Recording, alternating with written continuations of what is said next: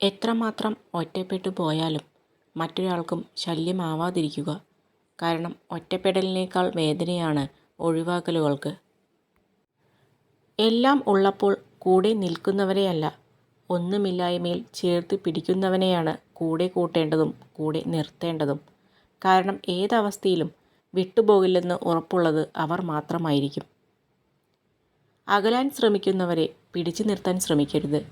കാരണം നമ്മൾ മുറുകെ പിടിക്കാൻ ശ്രമിക്കുന്തോറും ശ്വാസം മുട്ടുന്നത് നമുക്ക് തന്നെയാവും. അവഗണിക്കുന്നവരെ ഒഴിവാക്കി പരിഗണിക്കുന്നവരോടൊപ്പം നിൽക്കുക. ജീവിതം മനോഹരമാകും. നമ്മുടെ ഏറ്റവും വലിയ പോരായ്മ നമ്മുടെ ആഗ്രഹങ്ങൾക്കോ നമ്മുടെ സ്നേഹത്തിനോ നമ്മുടെ സങ്കടങ്ങൾക്കോ ഒരു വിലയും തരാത്തവരെയായിരിക്കും നമ്മൾ ഏറ്റവും കൂടുതൽ സ്നേഹിക്കുന്നത്. ഒരാൾ പറയുന്നത് കേട്ട് മറ്റൊരാളെ വിലയിരുത്തരുത്. കാരണം ഇയാൾ എങ്ങനെയാണ് അയാളോട് പെരുമാറിയതെന്ന് നമുക്കറിയില്ലല്ലോ. സ്വന്തം വില കളയുന്നതിനേക്കാൾ എത്രയോ നല്ലതാണ് ഒന്നും മിണ്ടാതെ ഇറങ്ങിപ്പോവുക എന്നത്. മടുത്തവരുടെ അടുത്ത് എത്രയൊക്കെ യാചിച്ചാലും പിന്നാലെ പോയാലും തിരിച്ചു കിട്ടുന്നത് ഒഴിവാക്കൽ മാത്രമായിരിക്കും. എല്ലാ സ്നേഹബന്ധങ്ങളിലും ഒരു വിശ്വാസമുണ്ട്. സ്നേഹിക്കുന്നയാൾ ഒരിക്കലും വേദനിപ്പിക്കുകയില്ലെന്നും ഒരിക്കലും വഞ്ചിക്കുകയില്ലെന്നുമുള്ള വിശ്വാസം. ആ വിശ്വാസം തകർന്നാൽ തകർന്നു പോകുന്നത് ആ ബന്ധം മാത്രമല്ല, ആത്മാർത്ഥമായി സ്നേഹിച്ച ഒരു ഹൃദയം കൂടിയാണ്.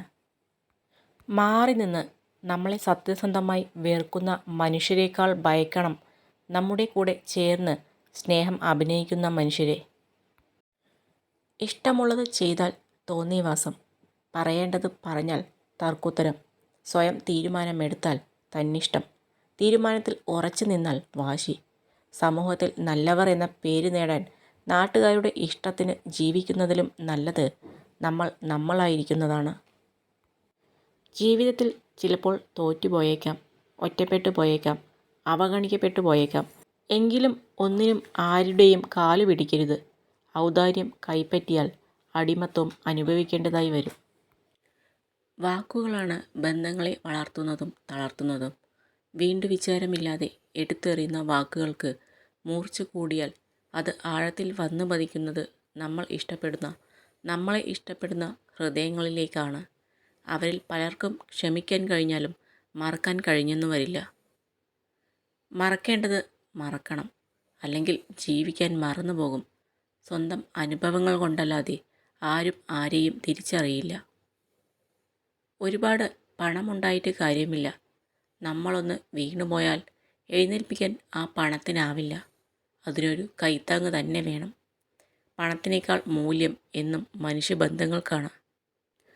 ജീവിക്കുക ഓരോ നിമിഷവും ആരെയും തൃപ്തിപ്പെടുത്താൻ വേണ്ടിയല്ല, മറിച്ച് ഓരോ രാത്രിയിലും കണ്ണടയ്ക്കുമ്പോൾ ഉറങ്ങാൻ പാകത്തിന് നമ്മൾ നമ്മളായി തന്നെ ജീവിക്കുക.